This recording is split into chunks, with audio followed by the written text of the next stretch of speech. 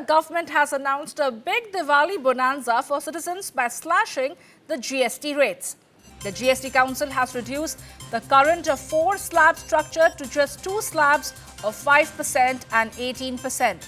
The changes will come into effect from 22nd September. Finance Minister Nirmala stated that the overhaul was designed with the interest of the common man and middle class in mind. Daily use items like hair oil, shampoos, soaps and many other household items will now have 5% GST, while the GST on packaged food items like namkeen, pasta, butter, ghee is now slashed to 5%.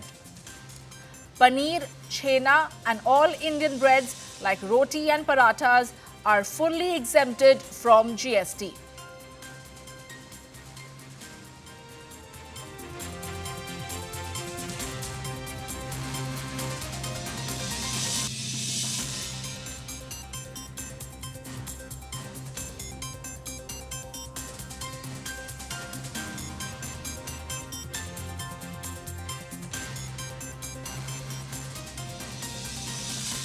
Major relief for the middle class as several items of daily use has seen a strong slash of the GST. Many of these items like shampoos, soaps have now got only 5% GST, while several packaged food like namkeen, pasta, butter, ghee, which we use on our daily lives, is now down to 5% GST only.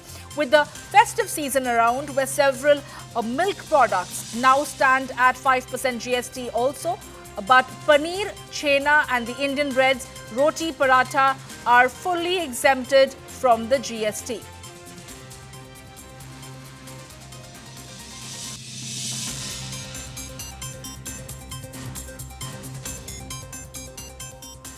Now, the GST on many items, including small cars, buses, trucks, three-wheelers, air conditioners, televisions and cement will come down from 28% to 18%.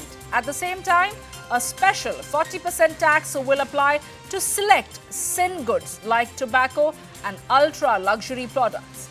In a major relief for insurance buyers, GST has been exempted on all individual life insurances and health insurance policies. The Finance Minister also confirmed that 33 life-saving drugs and medicines, including anti-cancer drugs, will now be tax-free as against the 12% GST earlier. GST rates on handicrafts, marble, granite blocks, intermediate leather goods and cement have also been reduced.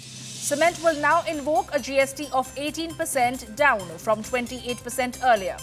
Certain pesticides and tractors will now attract a reduced GST of 5% down from 12%.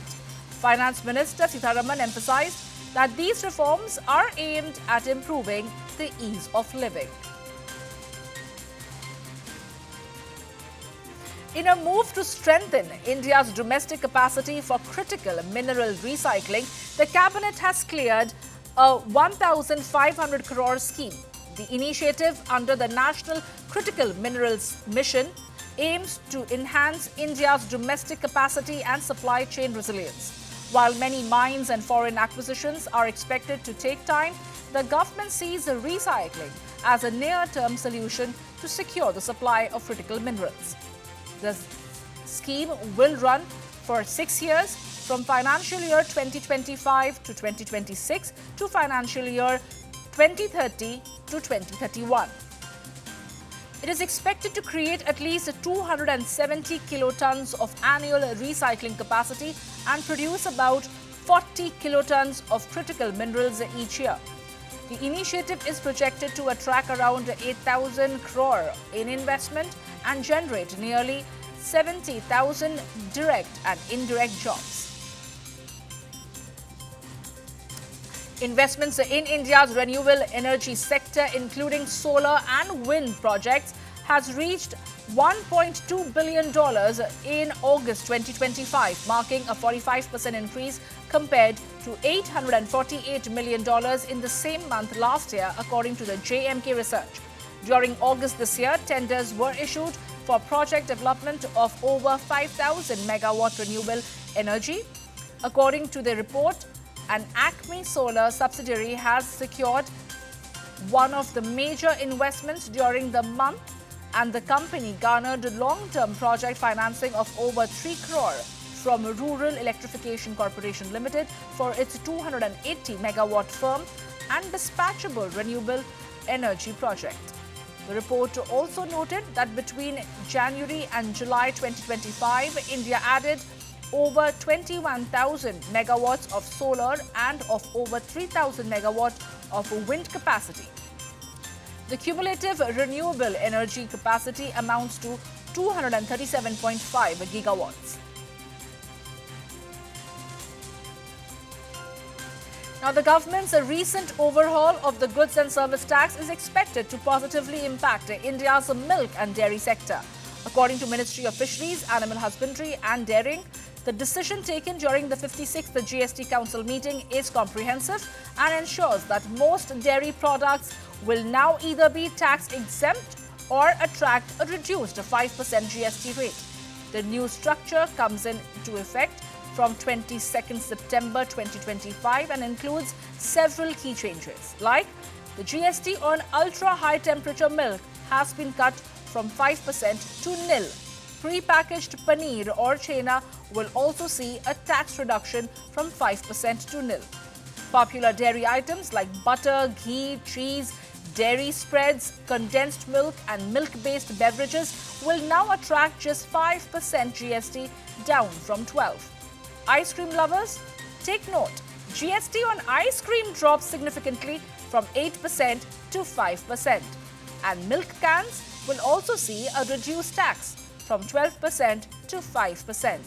Now, this reform is expected to directly benefit more than 8 crore rural farmers across India.